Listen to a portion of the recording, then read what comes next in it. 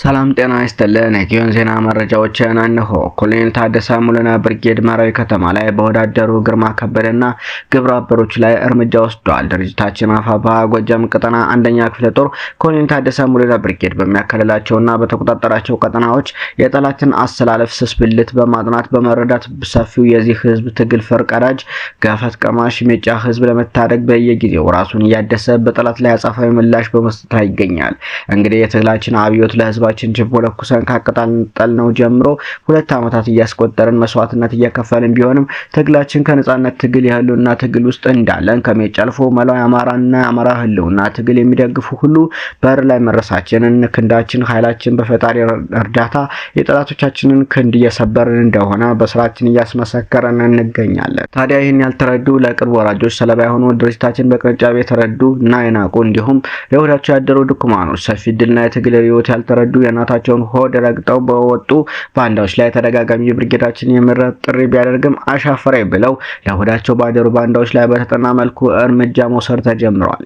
በዚህ መሰረትም በሰኔ 18 2017 ዓ.ም ከቀኑ 8 ሰዓት ላይ ብርጌዳችን ቆንጆችን ሰርጎ ወደ ከተማ በማስገባት በተጠና መልኩ በጀግኖች አይነኬ በራሪ ቪአይፒ ልጆች እርምጃ መውሰድ ተችሏል። በተወሰደው እርምጃም ትናንት ህዝባችንን ከድርጅታችን እንደተሰለፈ በማስመሰል የመራዊና የአካባቢውን ህዝብ ጭምብል በመልበስ ሲዘርፍ ቆይቶ በብርጌዳችን ክትትል ሲደረግበት የሐሰት ትርክት በመስራት ከጠላት ጋር የአርበኛ ዘመነ ካሴና ሎጂስቲክ ነበሩ በሚል በውሸት ዶክመንታሪ ፊልም በመስራት ህዝባችን ሲያወናብድ የነበረና ህዝባችን ሚሻ በሚባል አጥባይ ልብስ ውስጥ ሆኖ ለጠላት ትልቅ ጉልበት የነበረ ግርማ ከበደ የተባለ ባንዳ እንዲሁም ነጻነት የተባለ አድማ ብተና ላይ እስከ ወዲያኛው ሽኝት በብርጌዳችን ቪአይፒ ቆንጆች እርምጃ መውሰድ ተችሏል። ይበንድ እንዳለ የአማራ ፋኖ ብሔራዊ ኃይል ወሎ ቀጠና ለብዙ ወራት ያሰለጠናቸው ልዩ ኮማንዶዎች አስመርቀዋል። የአማራ ፋኖ በወሎ ቀጠና ኮማንዶ ዳንኤል አለሙ የኮማንዶ ማሰልጠኛ ማዕከል ሰኔ 18 2017 ዓ.ም ለበርካታ ወራቶች ወታደራዊ ኮማንዶ ስልጠናዎች ሲሰለጥኑ የቆዩ ከ600 በላይ ኮማንዶ ሰልጣኞች የአፋብኃ ወሎ ቀጠና ከፍተኛ አመራሮችና የላስታ ሳምና ኮር አመራሮች በተገኙበት በድምቀት ተመርቀዋል። የአፋብኃ ወሎ ቀጠና ዋና ወታደራዊ ስልጠና መምሪያ ኃላፊና የኮማንዶ የሴፍ አስማረና ምክትል ወታደራዊ ስልጠና መምሪያ ኃላፊው ኮማንዶ ጌታቸው ሲሳይ የሚመራው ስልጠና ተቋም የኮማንዶ ዳንኤል አለሙ ኮማንዶ ማሰልጠኛ ማዕከል ተብሎ በጀግናው መስዋዕት ኮማንዶ ዳንኤል አለሙ ተሰይሟል። የሰለጠኑ ኮማንዶዎች ነብሮ ተወርዋሪ ኮማንዶ ተብሎ ተሰይሟል። የምረቃት ፕሮግራሙ በኮማንዶ የሴፍ መክፈቻ ንግግር ተደርጎ ልዩ ፕሮግራሞች ከተከናወኑ በኋላ በድርጅቱ የተዘጋጁ ልዩ ሽልማቶች በኮሎኔል ሞገስ ዘገየና ሌሎች የድርጅቱ አመራሮች ተበርክተዋል።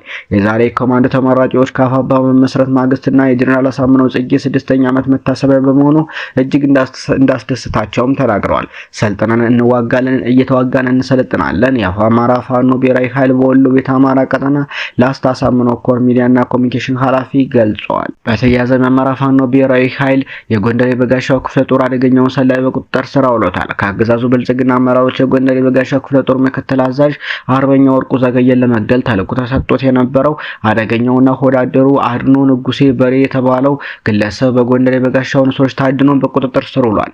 ግለሰቡ ከአገዛዙ ብልጽግና ኮማንድ ፖስት ኃላፊ ሌተናል ኮሎኔል ይስሐቅ ኢሳና ከጎንደር ዙሪያ ወረዳ ሰላምና ደህንነት ኃላፊ ሰለሞንና ሌሎች አመራሮች በመጀመሪያ ዙር ከ400 ሺህ ብር በላይ ክፍያ ተከፍሎት ተልዕኮውን ለመፈጸም ወደ ጎንደር የበጋሻው ክፍለ ጦር ታጋይ መስሎ የበግ ለምድ ለብሶ የገባው ገዳይ በቁጥጥር ስር ውሏል። ግለሰቡ ከመጀመሪያው ዙር ክፍያ በተጨማሪ ግዳጁን ከፈጸመ በኋላ ደግሞ የቦታ የገንዘብ እንዲሁም ከሀገር እስከ ማስወጣት ቃል ተገብቶለት የነበረ ቢሆንም ጉሮሮን ታንቆ ሳይበላው በጎንደር የበጋሻው ንስሮች ቁጥጥር ውስጥ ገብተዋል።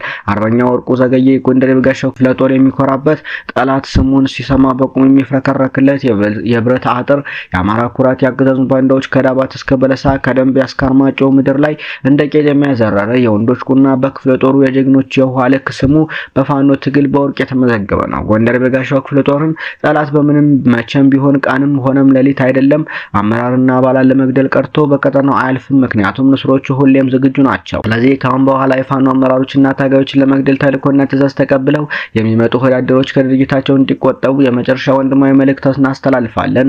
ህልውናችን በተባበረ ክንዳችን ሲል የአፋብኃ ጎንደር ቀጠና የጎንደር የበጋሻው ክፍለ ጦር ህዝብ ግንኙነት ኃላፊ አርበኛ ታርሎ ደስ ይገልጸዋል። ሰሞነኛ መረጃዎች እነኛን ይመስሉ ነበር።